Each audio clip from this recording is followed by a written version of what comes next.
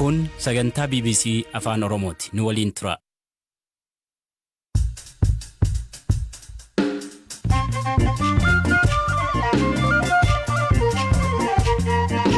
Ashama akka moltan dhaggeeffattoota keenya raadiyoo BBC afaan Oromoo irraa sagantaa galgala kanaa qabannee dhiyaanneera. Sagantaa har'aatiin humnooti TPLF magaalota naannoo Amaaraa to'atan keessatti ajjeechaa fi saamicha raawwatanii jedhu jiraattonni.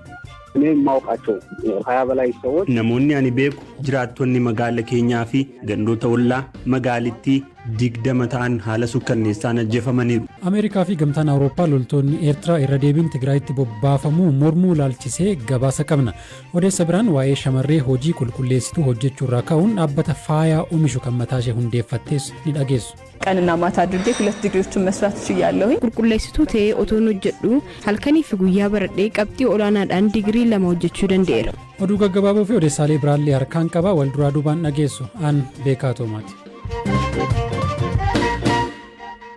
Ameerikaa fi gamtaan Awurooppaa loltoonni Eertiraa irra deebiin naannoo Tigraayitti bobbaafamaniiru jechuun yaaddoo qaban ibsan. Wiixata darbee hoogganaa waraana Eertiraa Jeneraal Filiipoos Walda Yohaannis irratti qoqqobbii kan keesse Ameerikaan ibsa baaste keessatti waraanni Eertiraa irra deebiin naannoo Tigraayitti duuleeraa jette. Dubbimaan TPLF obbo Geetaachoo Raddaa loltoonni Eertiraa raayyaa ittisa biyyaa Itoophiyaa fi humna addaa Amaaraa bakka bu'uun lixa Tigraay qabachuu isaanii ibsanii turan. Firaa'ol Balaay dabaltee isinitti himti.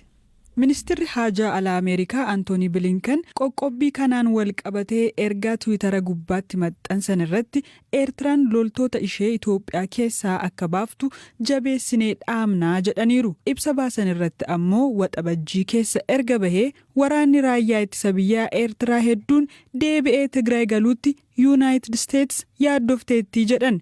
Itti dabaluunis warri waraana keessa jiran hunduu dhukaasa dhaabuun waliigaltee marii irratti hundaa'erra akka gahanii fi sarbamni mirgaa akka dhaabbatu gaafatan. Ragaa dippiloomaatootaa EU argadhe jedhee waabeffachuun Reuters akka gabaasetti ammoo loltoonni Eertiraa akka gaariitti hidhatan kutaalee kibba Tigraayitti duulanii naannoo magaalota Gooshuu fi Humaraatti taankii fi meeshaa waraanaa guddaan ittisaaf bakka qabataniiru jedha. Dubbii himaan TPLF obbo Geetaachoo Raddaa qoqqobbii ajaja waraanaa Eertiraa irra kaahame hordofee yaada Tiwiitara gubbaatti maxxansan keessatti humnoonni Jeneraal Filiipoos amma lixa Tigraay humnoota Amaaraa fi raayyaa ittisa Itoophiyaa harkaa fuudhaniiru jedhaniiru. Waraanni Eertiraa Tigraayitti deebifamuu ilaalchisee ammatti mootummoonni Itoophiyaas ta'e kan Eertiraa waan jedhaniin qaban.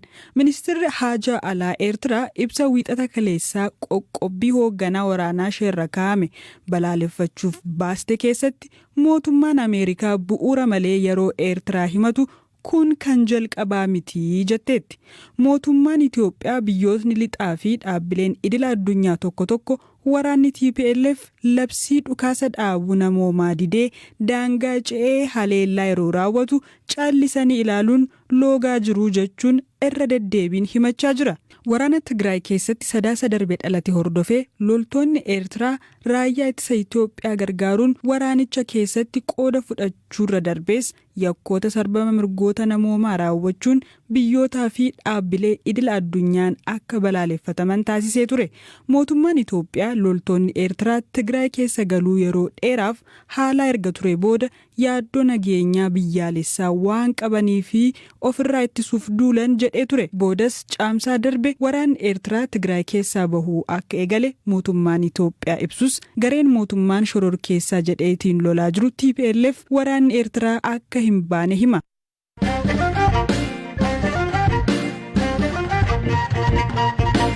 Odeessataanuun Sudaan bulchiinsa Abiy keessatti ergama nageenya eegsisuu UN jalatti hiriiranii akka turan loltoonni Itoophiyaa bakkicha gadhiisanii akka ba'an mootummaan Sudaan UN waliin waliigaluun hime.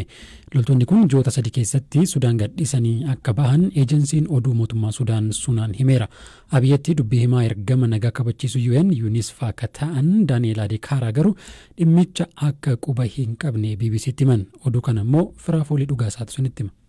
Eejensiin oduu mootummaa Sudaan sunaa akka gabaasetti ministeerri dhimma alaa Sudaan Maariyaam Al-Sadiq Al-Waadii qondaaltota UN waliin erga mari'atanii booda loltoonni Itoophiyaa ji'oota 3 dhufan keessatti Abiy keessaa akka ba'an walii galaniiru. Mootummaan Itoophiyaa sababa waraana Tigraayin loltoota daangaarra jiran wayita sochoosu Sudaan lafa qonnaa alfashaagaa daangaarra jiru kan biyyoonni lamaan irratti wal dhaban qabachuun ishee atakaaroo biyyoota lameenii daran hammeesseera. Dabalataan biyyoonni lamaan dhimma hidha haaromsaa guddicha Itoophiyaa irratti wal dhabdee qabu. Sudaan loltoonni Itoophiyaa Abiyyee keessaa nagaa eegsisan akka ba'an kan gaafatte Itoophiyaan ammaa booda biyya walaba miti jechuun akka ta'e sunaan gabaaseera. Ji'oota dura ministeerri dhimma alaa Sudaan wayita loltoonni Itoophiyaa karaa baha daangaa Sudaan irratti of ijaaraa jiranitti loltoonni Itoophiyaa nagaa eegsisan iddoo Sudaaniif murteessituu taate Abiyyee akka turan eeyyamuun sababa kamiinuu fudhatama hin qabu jedhanii turan. Bu'uuruma waliigaltee UN fi mootummaa Sudaaniin loltoonni fi poolisoonni Itoophiyaa UN jalatti hiriiruun nageenya eegsisuuf ramadamanii jiran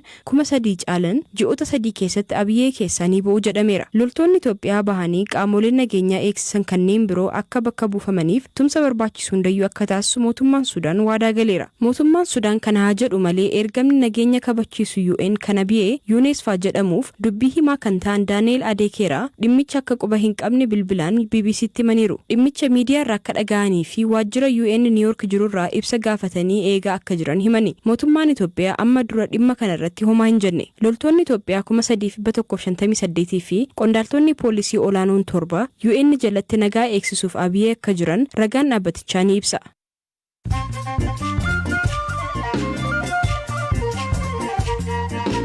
raadiyoo BBC afaan oromoo dhaggeeffataa jirtu gidduutti immoo oduun gaggabaabsee isinitti hima. Itoophiyaan komii Tuniziyaan hidha haaromsaa ilaalchisuun mana maree nageenyaa dhaabbata biyyoota gamtoomaniif galfachuuf jirtu mormite. Ministeer Deetaan Ministeera Haajaa Alaa Itoophiyaa Ambaasadder Redwaan Huseen wayita marii biyyoota yaa'aa abbayyaa gara walii waliin taasisanitti Tuniziyaan irra deebiin mana marichaaf xalayaa barreessuuf akka jirtu ibsanii tarkaanfiin biyyattii marii biyyoonni sadan ijaarsa hidha kanaa ilaalchisuun taasisaa jiran hubannoo keessa kan galche miti jedhan. Madagaskar beela sababa jijjiirama qilleensaan mudatu akka addunyaatti isa jalqabaa ta'eef saaxilamuuf jirti jedhe UN. Biyyattiitti namoonni 10,000 sababa roobni waggoota 4 fi roobiin tureef beelaa fi hanqina nyaataa hamaaf saaxilamanii jiru jedheera. Gogiinsa barkurnee 4 darban keessatti isa hamaadha jedhame kanaan qonnaan bultooti kibba biyyattii akka malee miidhamuu fi lubbuun turuuf jecha ilbiisota funaanuun nyaachaa jiraachuu gabaasni UN mul'iseera. Tanzaaniyaa Daar es Salaamitti namichi qawwee hidhate tokko magaalaa keessatti dhukaasa banee poolisoota 2 erga ajjeeseen booda ajjeefame. Namichi kun maaliif dhukaasa akka banee fi eenyu akka ta'e adda baafamaa jira jedhe poolisiin Tanzaaniyaa. Oduun gaggabaaboo isaan kana.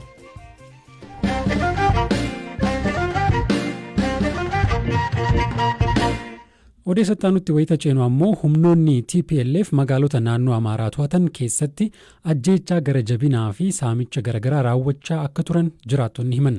Gama kaaniin waraana irratti meeshaalee gurguddoo fayyadamuun manneen qonnaan bultootaa gubuus jiraattonni ni himu. Guyyoota muraasa darbaniif to'annoo humnoota TPLF harka ka turte magaalaa Gondar Kibbaa Nifaas Mawucaa keessatti namoonni nagaa 20 ol ajjeefamu jiraatan magaalattii tokko BBC'tti himaniiru. እዚህ ከተማውና በዙሪያ ቀበሌዎች የሚኖሩ ከ20 በላይ ሰዎች namoonni ani beeku jiraattonni magaala keenyaa fi gandoota ollaa magaalittii 20 ta'an haala sukkanneessaan ajjeefamaniiru.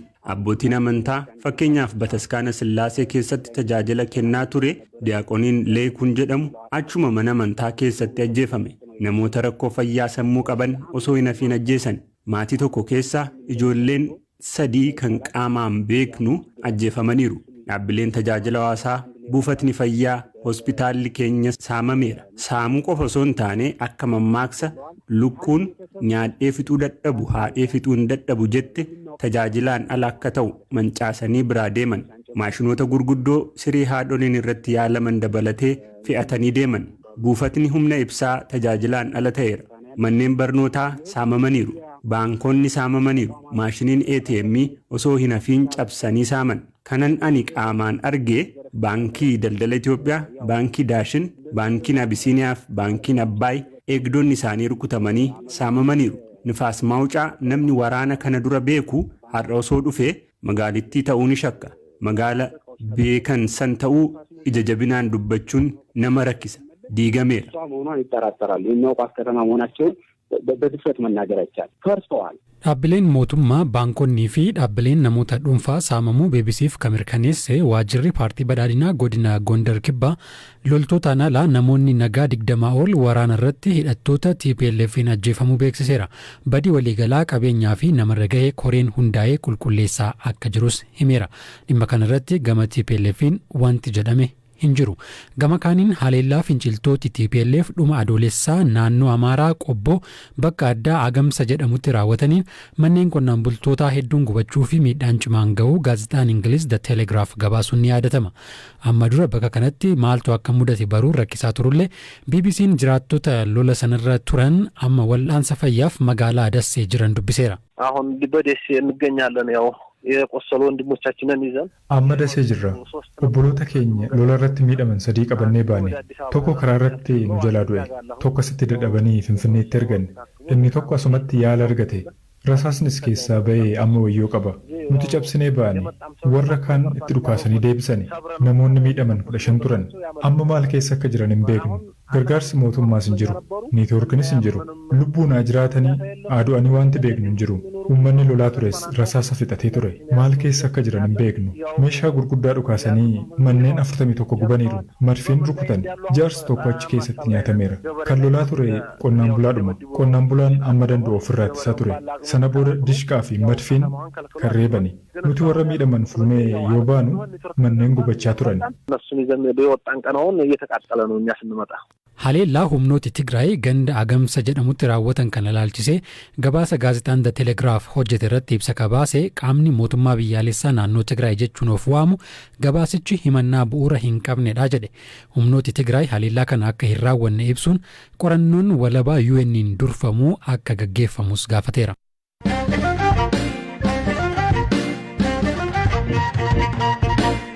Xumura irratti qabxii yuunivarsiitii ishee galchuu gatiin arganneef qulqulleessituu taatee hojjechaa of gargaartee booda qabxii olaanaan digirii 2 eebbifamteetti Yerusaalem kanaa. Amma immoo dhaabbata faaya tolchuu Liiluyaan jedhamu hundeessuun amartii lootii fi faaya mormaafaa meeshaalee naannoo hin faalleerraa hojjetti. Firaa'ol Balaay waan dabaltee isinitti himtu qabdi. እናቴ የክራፍት ባለሙያ ናት። Haati koo harkaan waa tolchuu jaallatti. Wayita hodhitu anarratti safartee hojjetti ture. Anis umurii koo waggaa 4 irraa kaaseen feestaalii akka wayyaatti fayyadameen hojjechuu jalqabee jechuudha. Yeroon barattu kolleejii ture qarshiidhaan of gargaaruuf jecha faaya garaagaraa oomisha kophee irraa waan jijjitee hafeen fayyadamee tolchaan ture. Ergan barumsa koo xumuree booda immoo dhaabbata ofii koo hundeessee faaya harkaan hojjedhu kunneen gabaatti dhiyeessuun jalqabe jechuudha. የጥበብ ውጤቶች ለገበያ ማቅረብ ጀመረ። Yerusaalem faayawwan kunneen maaldaa yookiin naasii qalaarraa oomishame firii mukaa fi dhakaa qaalii naannoo hin faallerraa hojjetti. Hojii kanas haadholii qofatu hojjetaa jechuun ibsiti. ሊሉያን የሚያሰራቸው dhaabbanni koo Liiluyaan haadholii abbaa warraa malee qofaa isaanii daa'imman guddisan qacaree hojjechiisa. Faaya hojjechuun maashinii gurguddoo fayyadamuu waan hin barbaanneef manuma isaanii ta'anii harkaan tolchuun maallaqaan akka isaan of danda'an goonaa jechuudha. ራሳቸውን እንዲችሉ እናደርጋለን ማለት ነው። Shamarreen kun haadholii 4 waliin hojii kana dalagdi ni hooggantis bu'aa hojii ishees yeroo garaagaraa gurgurtaa fi agarsiisaaf dhiyeessiti. Ta'us karaan itti deemtee as geesse salphaa hin turre. ዲቮርስድ ባረገ ፋሚሊ ውስጥ ነው ያደግኩት። እናቴ ጋር አይሆንኩባቸው ጊዜያቶች ነበሩ። Haati koo fi abbaan koo waan walii kenniif haati koo qofaa ishee na guddisti ture. Anaan manatti dhiistee hojii hojjechuun rakkoo ture. Yeroo na dhiistee deemtus ollaa fi namoota kaanirraa haleellaan narra ga'a ture. Guddadhees dhaabbata barnootaa olaanoo mootummaa galuu hin dandeenye. Kanaaf qulqulleessituu ta'ee otoon hojjedhu halkanii fi guyyaa baradhee qabxii olaanaadhaan digirii 2 hojjechuu danda'eera. ቀንና ማታ አድርጌ 2 ዲግሪዎችን መስራት ችያለሁ። Gara fuulduraatti hojiiwwan kootiin eenyummaa Afrikaa agarsiisuu fi beeksisuun barbaadaa akka ardiitti oomisha keenya fayyadamuu akka qabnu namootatti himuun fedhaa jetti. Kana malees faashiniin industirii naannoo faalu gatii ta'eef mi'oota irra deebiin faayidaarra oolan irraa faayawwan akkanaa bal'inaan tolchuuf fedhii akka qabdus himteetti. Xumura irratti oduu ispoortii tokkoon irra isiniif buusa. Real Madrid taphataa PSG Kylian Mbappé fudhachuuf paawundii miliyoona 137 dhiyeesse. Taphataan lammii Firaansi kun yeroon waliigaltee PSG waliin qabu xumuramuuf waggaa tokko qofatu saafe. Oduu jijjiirraa taphattoota biraan Kiristiyaanoo Roonaaldoo'n Yuventus gadhiisuu akka barbaadu miidiyaaleen gabaasaa jiru. Manchester Cityn taphaticha fudhachuuf fedhii agarsiiseera. Kabajamtoota dhaggeeffattoota keenya sagantaan keenya ka guyyaa har'aa asuma irratti goolabamaa boru sagantaa biraatiin walitti deebina. Odeeffannoowwan dabalataaf marsariitii keenyaa fi fuula feesbuukii keenya daawwadhaa isiniin jenna. Nagaan bulaa.